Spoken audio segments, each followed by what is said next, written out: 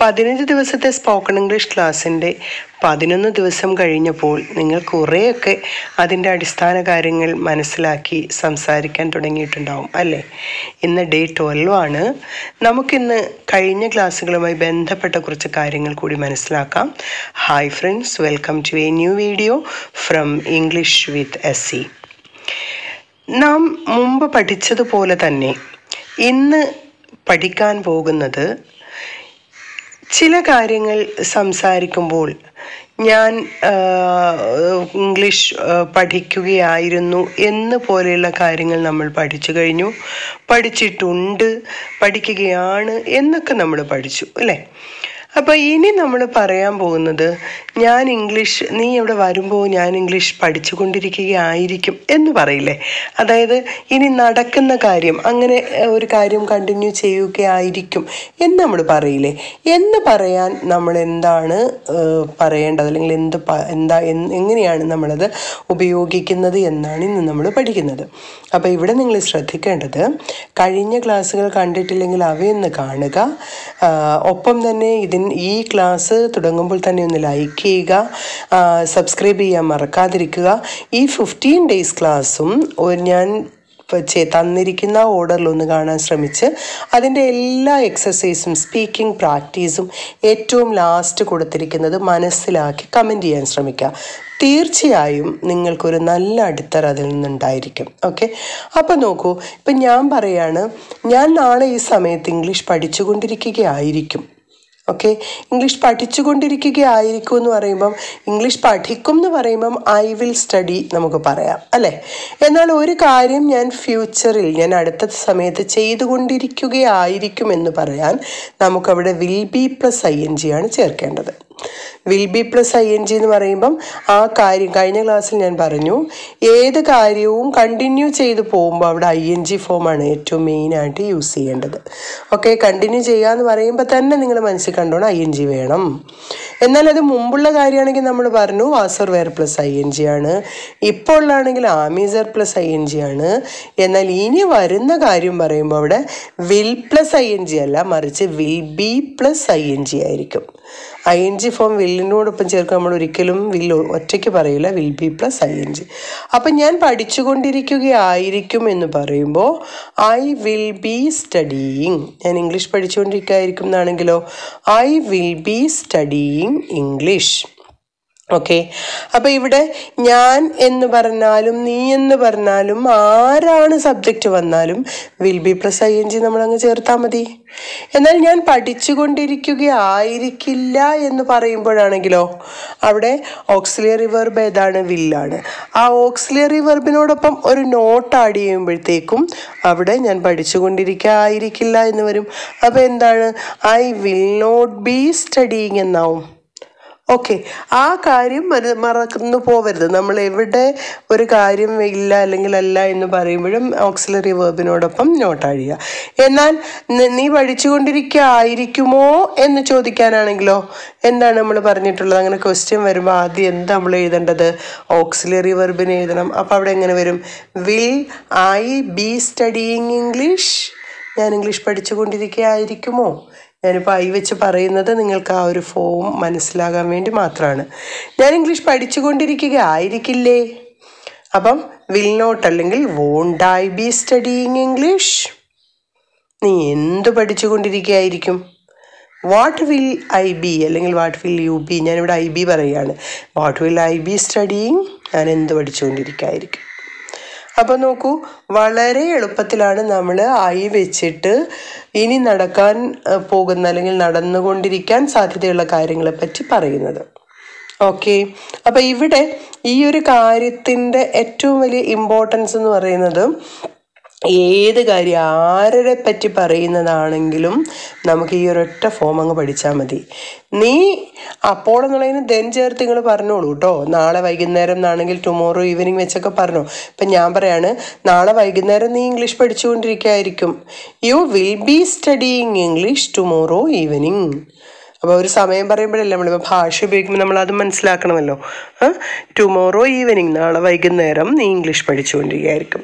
നാളെ വൈകുന്നേരം നീ ഇംഗ്ലീഷ് പഠിച്ചുകൊണ്ടിരിക്കുക ആയിരിക്കില്ല. You will not be studying English tomorrow evening. Okay, നീ ഇംഗ്ലീഷ് പഠിച്ചുകൊണ്ടിരിക്കുക ആയിരിക്കുമോ? Will you be studying English? നീ ഇംഗ്ലീഷ് പഠിച്ചുകൊണ്ടിരിക്കുക ആയിരിക്കില്ലേ? Won't you be studying English? നീ എന്ത് പഠിച്ചുകൊണ്ടിരിക്കുകയായിരിക്കും? What will you be studying tomorrow? നീ നാളെ എന്ത് പഠിച്ചുകൊണ്ടിരിക്കുകയായിരിക്കും?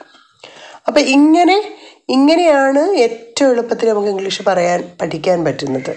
അപ്പം ഇങ്ങനെ നിങ്ങൾക്ക് 1 മണിക്കൂറോളം വളരെ പേഴ്സണലായിട്ട് ഇംഗ്ലീഷ് പ്രാക്ടീസ് ചെയ്ത് ഞാനുമായി തന്നെ സംസാരിച്ച് നമുക്ക് മുന്നോട്ട് കൊണ്ടുപോകാനുള്ള ക്ലാസ്സുകളാണ് നമ്മുടെ സ്പോക്കൺ ഇംഗ്ലീഷ് ക്ലാസ്സിലുള്ളത്. അതും വളരെ സിമ്പിളായ എൻ്റെ 20-25 വർഷത്തോളമുള്ള എക്സ്പീരിയൻസിൽ നിന്നും റിസർച്ചിൽ നിന്നും ഞാൻ കണ്ടെത്തിയ കാര്യങ്ങൾ മനസ്സിലാക്കി ഞാനായി തന്നെ കണ്ടുപിടിച്ചിട്ടുള്ള ആ ഒരു ക്ലാസ് നിങ്ങൾക്ക് തീർച്ചയായിട്ടും ഉപയോഗപ്പെടും. അപ്പോൾ ആ ക്ലാസ്സുകളെ പറ്റി കൂടുതൽ അറിയേണ്ടവർ ഈ കാണുന്ന നമ്പറിലൊന്ന് പേഴ്സണലായിട്ട് വാട്സപ്പ് ചെയ്യുക. ഓക്കെ, ഇനി നോക്കൂ, അടുത്ത പറയുന്നത് അവൻ ഇംഗ്ലീഷ് പഠിച്ചുകൊണ്ടിരിക്കുകയായിരിക്കും നാളെ. He will be studying English tomorrow. അവൻ നാളെ ഇംഗ്ലീഷ് പഠിച്ചുകൊണ്ടിരിക്കുകയായിരിക്കില്ല.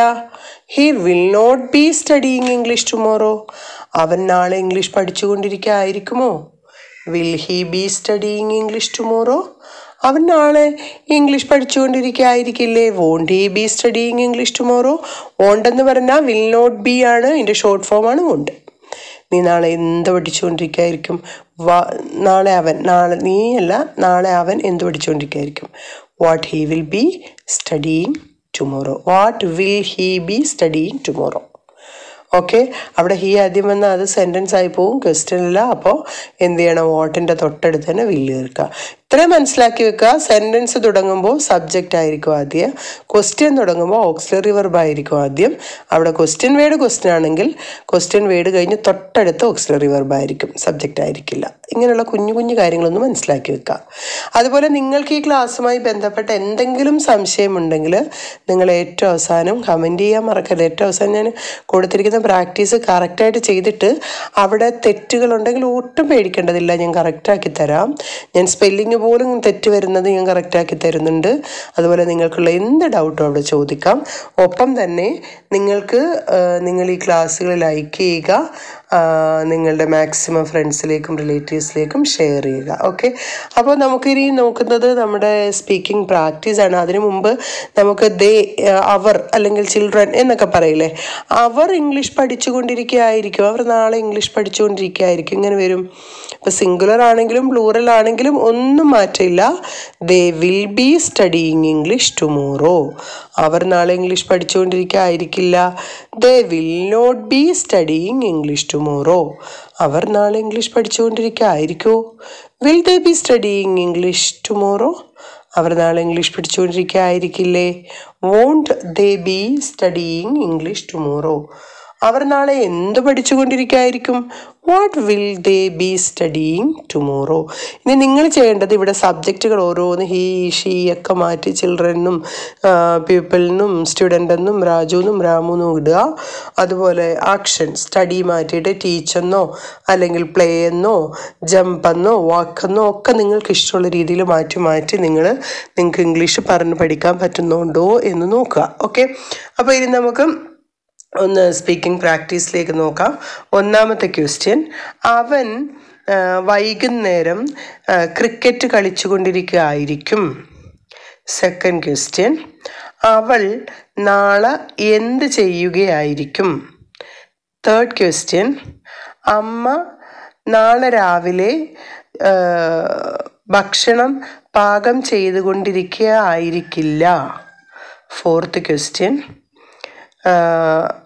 അച്ഛൻ ഇന്ന് വൈകിട്ട് ന്യൂസ് പേപ്പർ വായിക്കുകയായിരിക്കും.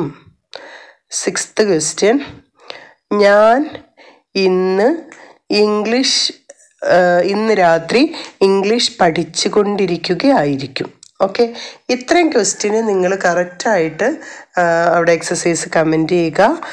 തീർച്ചയായിട്ടും നിങ്ങൾക്ക് ഡൗട്ടുകൾ ഉണ്ടെങ്കിലും എന്തെങ്കിലും ഈ ക്ലാസ്സിനെ പറ്റി എന്തെങ്കിലും അഭിപ്രായങ്ങളുണ്ടെങ്കിലും നിങ്ങൾക്ക് ധൈര്യപൂർവ്വം കമൻറ്റ് ബോക്സിൽ ടൈപ്പ് ചെയ്യാം. ഒപ്പം തന്നെ നിങ്ങളുടെ എല്ലാവരുടെയും ലൈക്കും ഷെയറും പ്രതീക്ഷിക്കുന്നു. Thank you for watching. Signing off.